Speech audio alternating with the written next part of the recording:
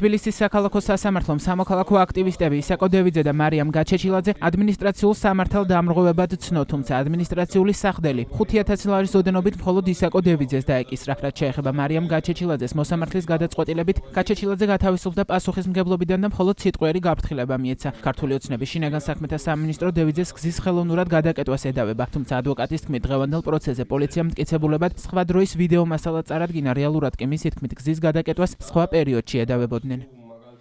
მე არ ვეთანხმები აგატონიშვილის გადაწყვეტილებას, ჩვენ მიგვაჩნდა რომ არ იყო შინაგან საქმეთა სამინისტროს მიერ წარდგენილი საკმარისი მტკიცებულებები და უნდა მოვხდარიყო საერთოდ შეწყვეტა. ჩვენს მიერ წარდგენილი იყო ის მტკიცებულებები და გამოვიკვლიეთ, სადაც ჩანდა ხალხის რაოდენობა ვიდეოში, ასევე ჩანდა პოლიციელთა რაოდენობა, რომლებმაც მოქალაქეებს მისცეს საშუალება რომ მომხდარიყო გზის გადაკეტვა.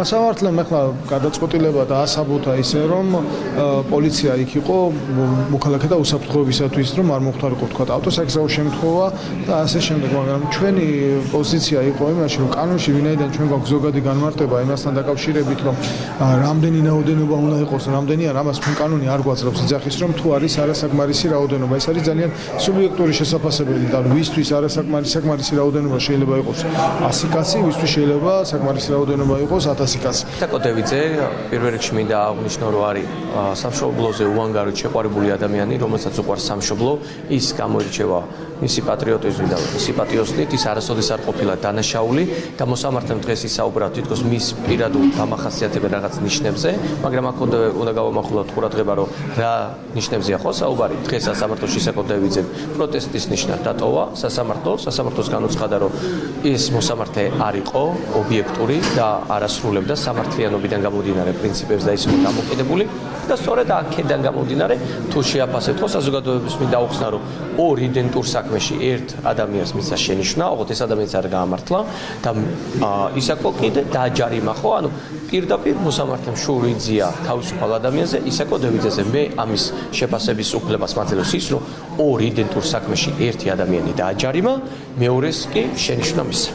გადაწყვეტილების გამოცხადებამდე ისაკო დევიძემ სხდომა პროტესტის ნიშნად დატოვა. მან მოსამართლეს მიმართა და უთხრა, რომ მოსამართლის მანტიის ტარების ღირსი არ არის. ისაკო დევიძესთან ერთად სხდომა დატოვა ადვოკატმა ლაშა ტყეშელაძემაც.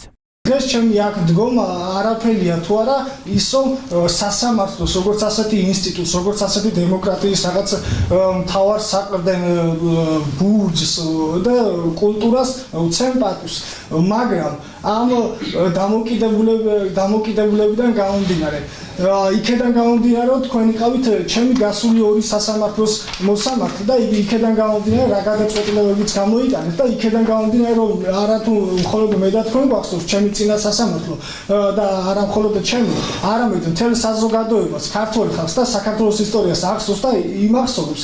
აქედან გამომდინარე მინდა ვთქვა, რომ თქვენ არ ახართ ღირსი გეცოთ მოსამართლის მანტია და მიმაჩნია, რომ თქვენ ხართ ერთ-ერთი მოსამართლე და მოსამართლე.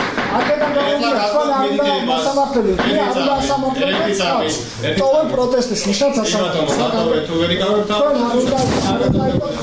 ისაკო დევიძეს და მარიამ გაჩეჩილაძეს ქართული ოცნების შინაგან საქმეთა სამინისტრო რუსთაველის გამზირზე მიმდინარე აქციების დროს გზის ხელოვნურად გადაკეტვას ედავებოდა, როდესაც უწყების განმარტებით გზის გადაკეტვისთვის საჭიროება არ იყო აქციის მონაწილეთა რაოდენობიდან გამომდინარე. კერძოდ უწყების ცნობით ისაკო დევიძემ გზა ხელოვნურად 8 იანვარს, მარიამ გაჩეჩილაძემ კი 9 იანვარს გადაკეტა. ქართული ოცნების შინაგან საქმეთა სამინისტროს ინფორმაციით მტკიცებულების სახით გააჩნიათ სამეთვალყურეო კამერის ვიდეო ჩანაწერი, სადაც ასახულია დევიძისა და გაჩეჩილაძის მხრიდან გზის ხელოვნურად გადაკეტვის ფაქტები. რაც შეეხება გაჩეჩილაძისა და დევიძის პოზიციებს, მათი თქმით, გზა არ გადაუკეტავთ, შესაბამისად თავს სამართალ დამრღვევებად არ მიიჩნევენ.